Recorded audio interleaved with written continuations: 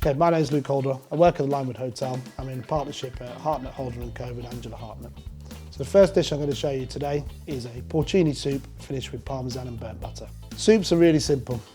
Key thing, onions, butter, a little bit of potato, and in a great Italian way, lots of garlic. So sweat off our onions and a lot of butter.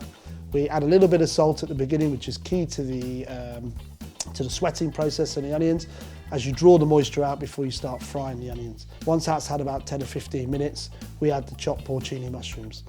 We allow the moisture to drop out the mushrooms. We allow a little bit of colour and caramelisation to happen at the bottom of the pan. And it's important at this point to allow the sticking of the mushrooms to the bottom of the pan, and then we just scrape that up. That intensity of the cep and the porcini there is really where we're going to get the depth in the soup. Then we'll cover it with a simple brodo, which is a very light chicken stock. We'll add the rest of the mushrooms and we'll just allow that to cook out for about 20 minutes. At the end of that process, we'll blend it.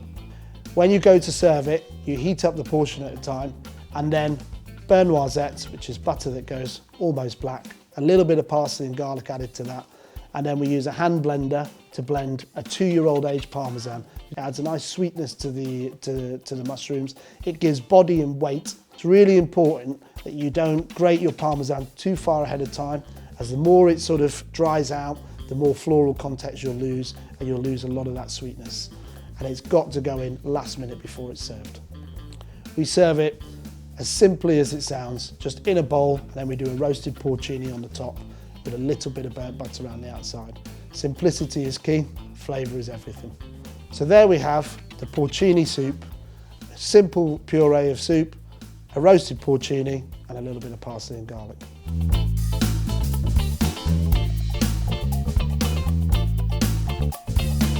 So the next dish we're going to show you is really, really simple. It's just Parmesan gnocchi, roasted with a little bit of sage and Parmesan. So over my years of being in kitchens, I've been told 100 different ways to produce gnocchi.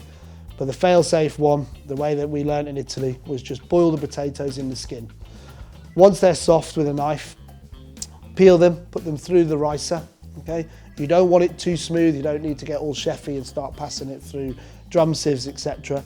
And what's really important is you allow the gnocchi to cool, or the passed potato, should I say, to cool, and the excess steam to steam off. Once we've got that now cooled, steamed, passed potato, we simply sprinkle it with 00 pasta flour and a 2-year-old aged Parmesan. And you need a lot of Parmesan in this gnocchi. It's really key. You've almost got equal amount of Parmesan to flour. The tanginess that comes from roasting this gnocchi and the fried cheese element is something that I personally absolutely love.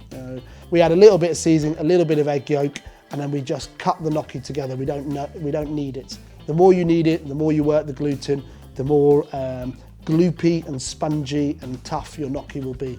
These gnocchi will be soft, light, and fluffy. We add nothing else. The Parmesan, the 2-year-old aged Parmesan, is everything in the flavouring in there. You know, you could serve it just blanched if you like, but personally, I love the fried cheese element of it. So we get a load of foaming butter, we chuck the gnocchi in there, and we keep it rolling as we fry it in that foaming butter until you get this fragrant fried cheese flavour. Then it's a little bit of garlic oil, a little bit of parsley, and some fried sage.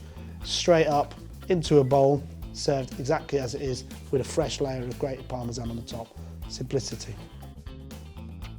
So there we have fried Parmesan gnocchi with sage, parsley, garlic.